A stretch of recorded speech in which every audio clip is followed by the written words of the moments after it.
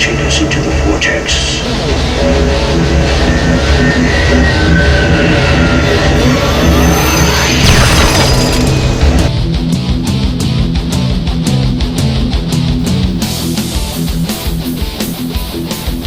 Back with Theory Live, I'm Steve Crawford. The Battle of LA.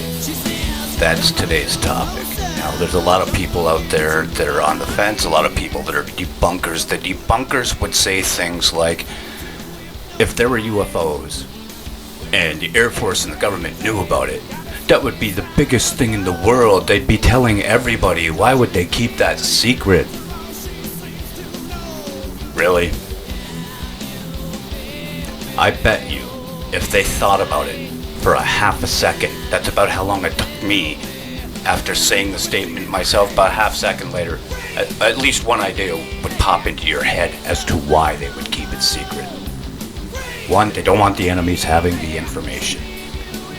Two, everything runs on oil and hydropower. All those power companies would go out of business. Well, you know what? I'm not going to get into all that right now. I suggest you check out something called the Brookings Report. Go on YouTube, type in the Brookings Report. This was before NASA took off. They commissioned a group along with the Brookings Institute, religious people, political people, scientists, astronomers, astrologers, all of this. Had them get together, ask every question about what could possibly go wrong if there was life out there, and we found it, whether or not to tell the people. Now, of course, their conclusion was we shouldn't tell the people because they would not be able to handle it, and it may bring an end to life as we know it.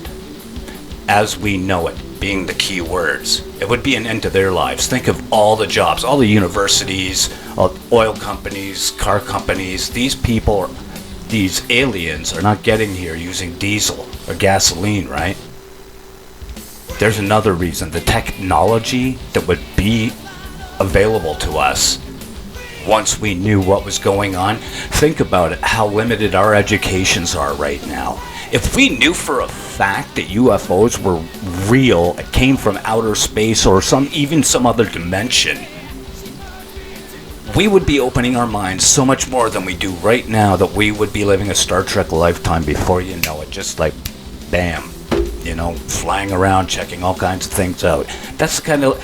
Your kid could be a linguist and know hundreds of languages, or be some kind of engineer, just like on Star Trek.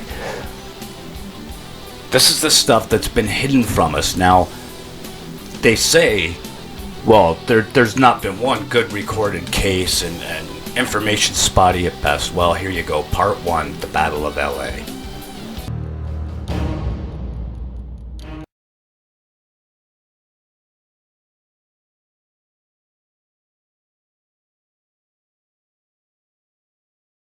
February 25th marks an anniversary that few remember and some refuse to forget. In 1942, an unidentified object was seen hovering over the California coast. The military, poised to defend the coast from a foreign invasion, took aim and fired. The event, called the Battle of Los Angeles, made headlines. What was in the sky, and where did it go? Filmmaker and UFO researcher Jose Escamilla highlights the events of that night. What happened at 2 in the morning, some objects entered into our airspace. One of them hovered right over Santa Monica and Culver City. Some described it as a round, dome-shaped object that was about 100 feet diameter. Some of them said it was a little smaller. But the unique thing about it is the military, the Army, started firing at this thing for about an hour, hour and a half, but they could not bring the object down. Within 24 hours, the Department of War sent a memo to the President detailing the incident as possibly unidentified airplanes flying at various speeds and declaring the investigation ongoing. But that came to an abrupt end when the Army declared the flying object a weather balloon, sparking theories of a government cover-up.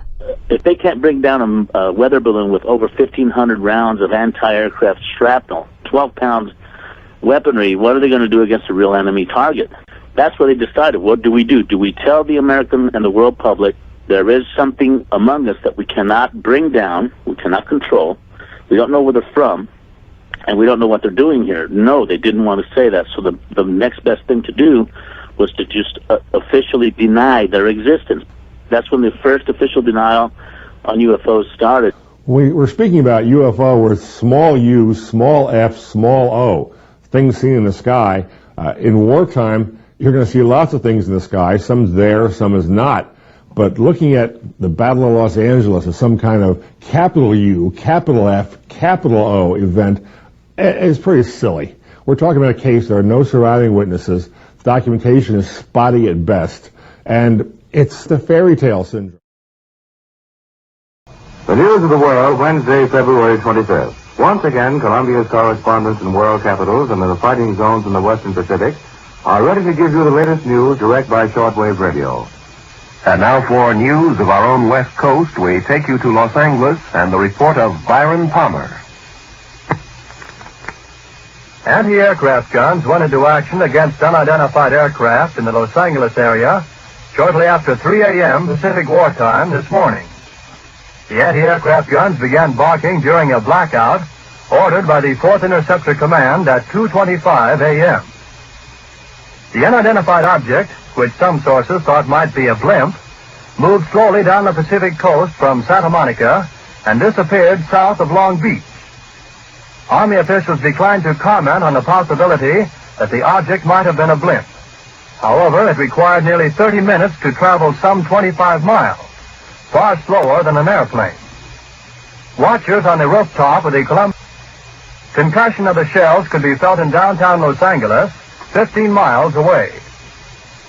U.S. Army planes quickly took to the dark skies, but whether they contacted the object has not been announced. Army officials say they will not comment until they receive a full report of the action. Although some watchers say they saw airplanes in the air, semi-official sources say they probably were the U.S. Army's pursuit. Several observers say they saw one or more planes spotlighted by 20 or 30 searchlights. The object moved southward, presumably over Huntington Park at the western edge of Los Angeles, and on southward to about Long Beach on the coast. By 3:30 a.m., observers said the object appeared to be over the south of Long Beach. Searchlights closely followed the object down the coast and kept it centered in their glare. Shells frequently could be seen bursting near the object, but none appeared to hit it. The shooting stopped about 3:30 a.m. The shooting brought warfare to the front door of this city of 1.25 million population for the first time since December 7th. Already it was alert to the presence off the Southern California coast of a Japanese submarine which had pumped 25 shells into an oil field north of Santa Barbara Monday evening. Because of the presence of the submarine, a 3-hour alert was ordered at dusk last night, and civilian authorities stood at their posts while the Army and Navy continued their search for the submersible. The evening alert ended at 10:23 p.m., but another was sounded at 2:22 a.m., and the blackout followed within 3 minutes. It covered Los Angeles County from Santa Monica to Pomona. At 2:27, all Southern California radio stations were ordered off the air, except those in San Diego. Approximately 20 minutes after the firing died down, the ship returned and headed westward from Long Beach toward Santa Monica. The guns went into action again, hurling round after round of shells at the object. The second barrage appeared to be closer to downtown Los Angeles, since watchers could hear the concussion of the guns more clearly, and the flash of bursting shells was brighter.